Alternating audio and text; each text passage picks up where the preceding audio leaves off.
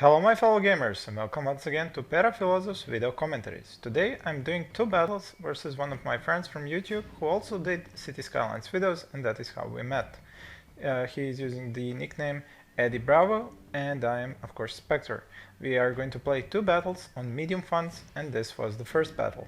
Now I am getting warmed up and remembering all the key ways how this game is played, so be mindful when you're watching that I might be making some mistakes because I'm still not back into it fully, but I will try to do my best and show you how to best use your units, use your skills and abilities, and how to attack your opponent and hopefully defeat him.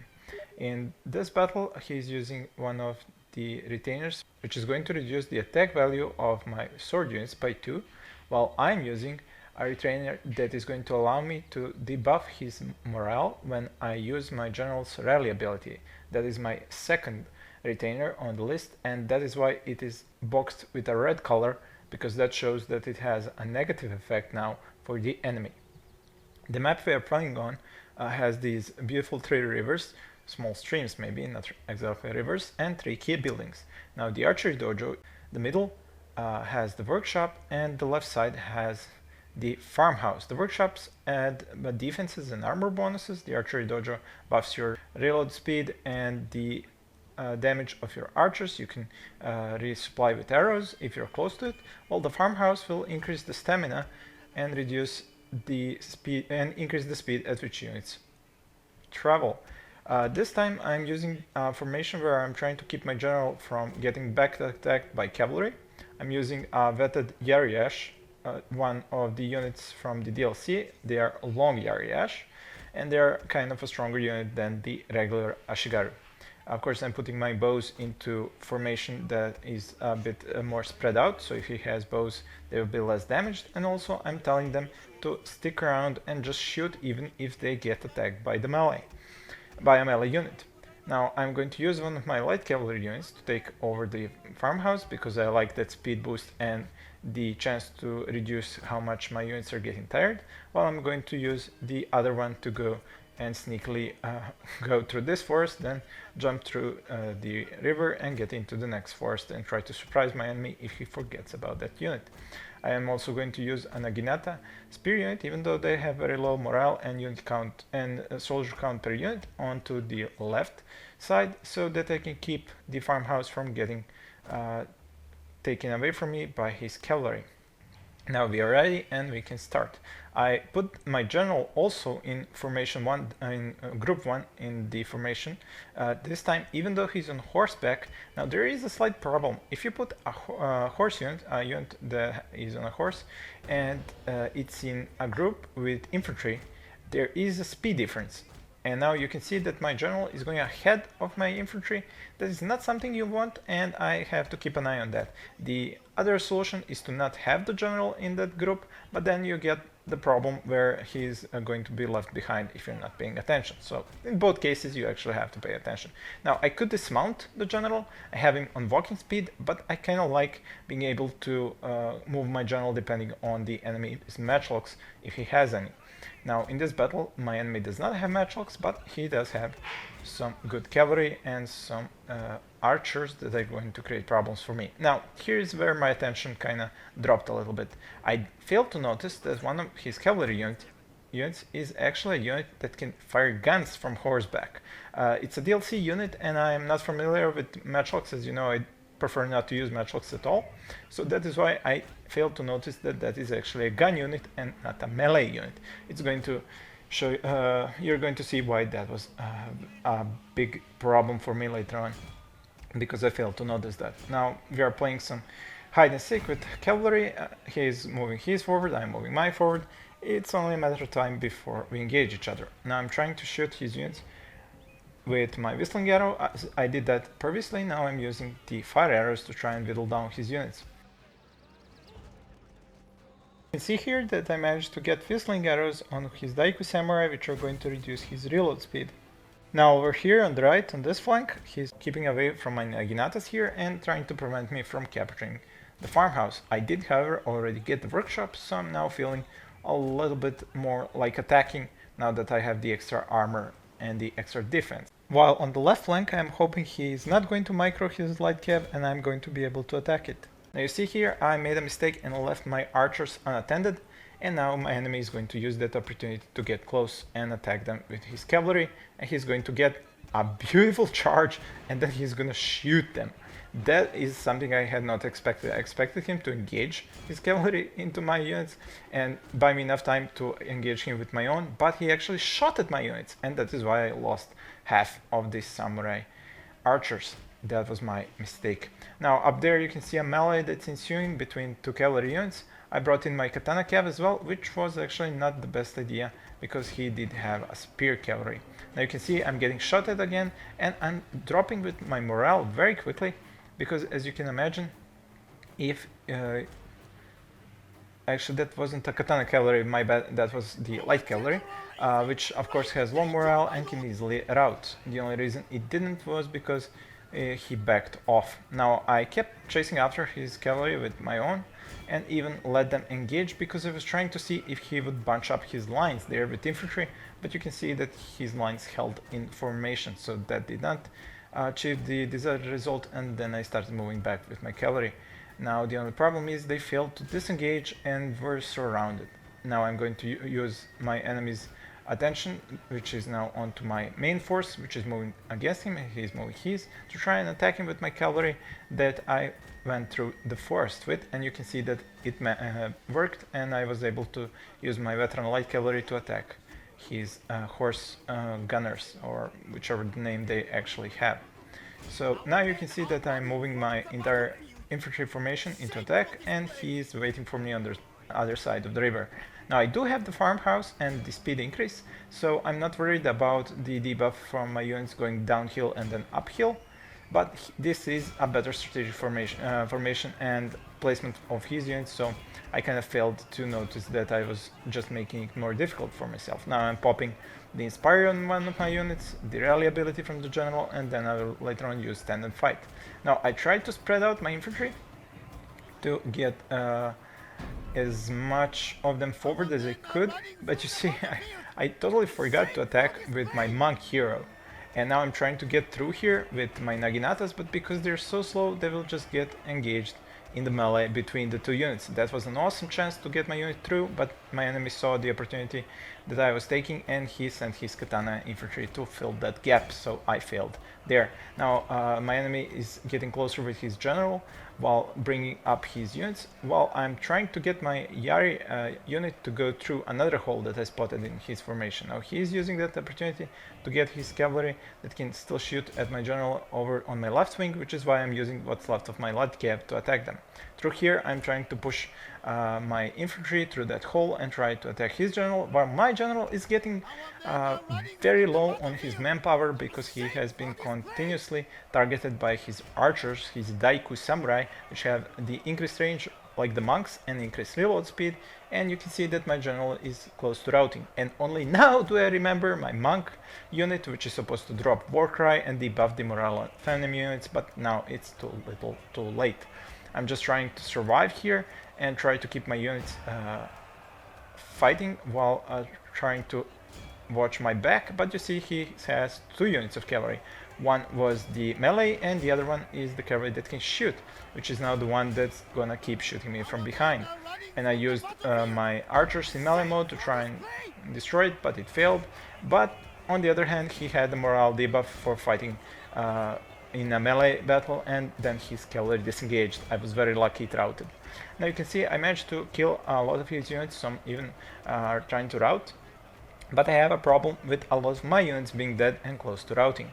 Now it's pretty much down to whose veterans are stronger and who has the better units left, because sword units beat Naginata units beat cavalry, cavalry beat sword units, and now it's only a matter of who has the exact units needed to finish up this fight. Now my Naginata tenants were a failure because they ran after getting shot by his archers. Now they are coming back because they reformed, and you can see actually that now I have the advantage in the number of units, but he's bringing in his monks, and now he can drop that entire unit, which is totally fresh, into my 4 3 actually remaining units, one of which is a hero with only 20 or so men left in the unit, so he actually has the numerical advantage while I have the unit advantage, which isn't actually that great because of all of my units have already morale penalties from being exhausted. You can see that by the red and yellow feet above the banner, and you can see that 2 of my units are at high morale while 2 are at very low. My general unit is still holding on, which is amazing, but as you can see, it's very hard to live with so much arrows, with so many arrows coming in from his Daiku Samurai. I even commented on telling him how he destroyed several of my units just with those Daiku Samurai. Now here I was pretty much winning because I still had strong units surviving here, but I decided to go down from the stand and fight, which is the formation you saw my general in, to drop a rally ability to stop my units from routing. And now the interesting thing is his units did not receive the debuff as a -1 morale that they should have from my retainer, which was strange.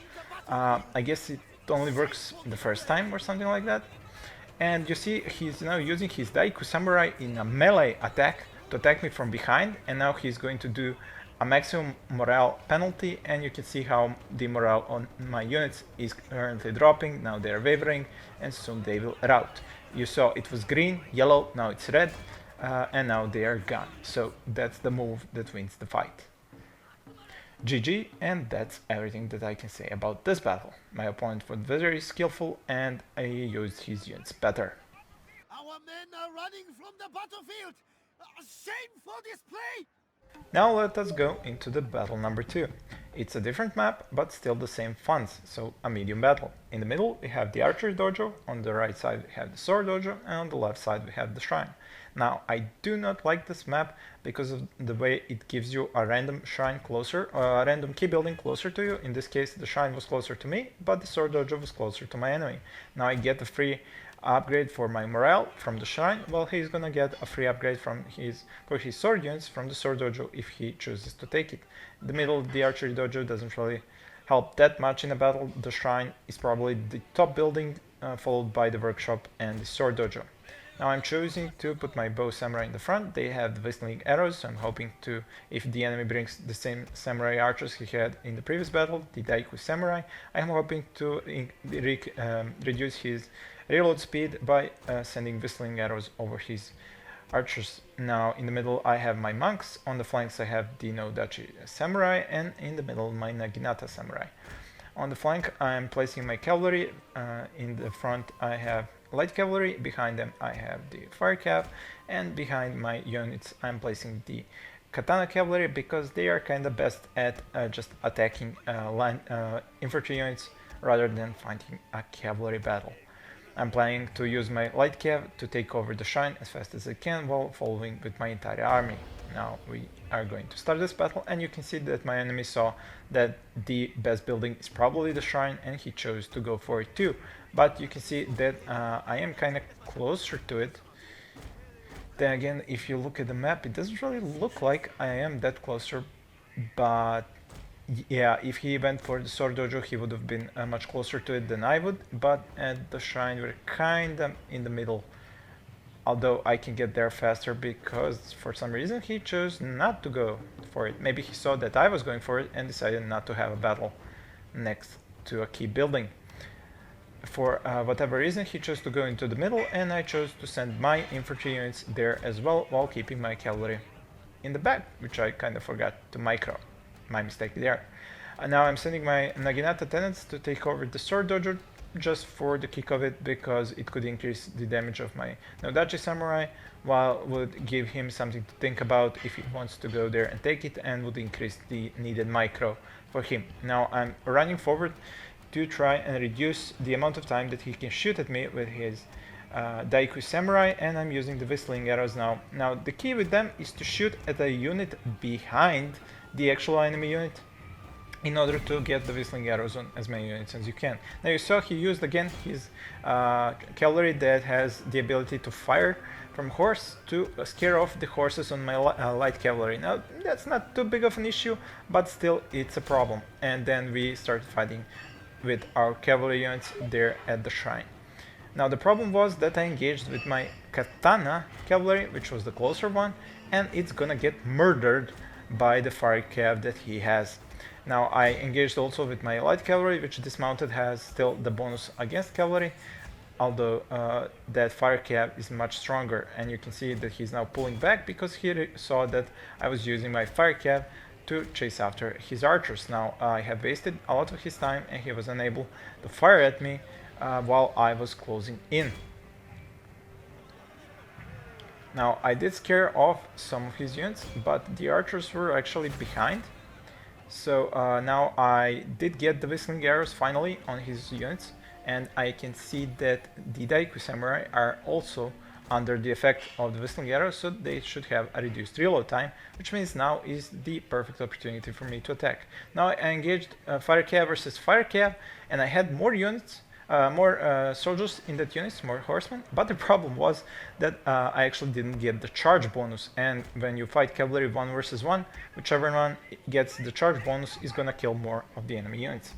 Now my general is in danger because once again he's choosing to attack it with his bows because he knows he can do a lot of damage.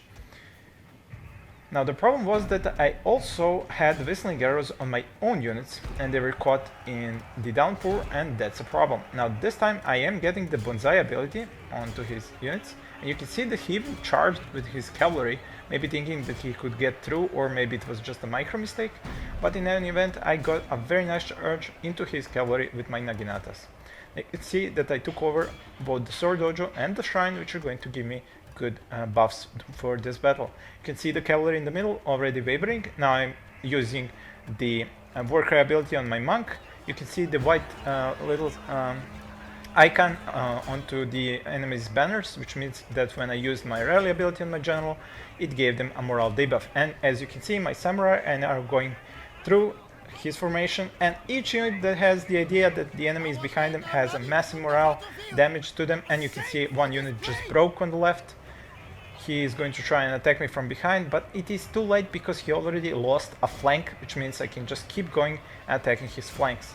That is the true masterful use of morale debuffs. If you can stack them fast enough and you can give the enemy shock, you can see he said GG lol because he wasn't even aware what was so dangerous for his units, the morale breakers. Now that's what I'm going to write to him, that the best game I prefer to just break morale instead of just killing units.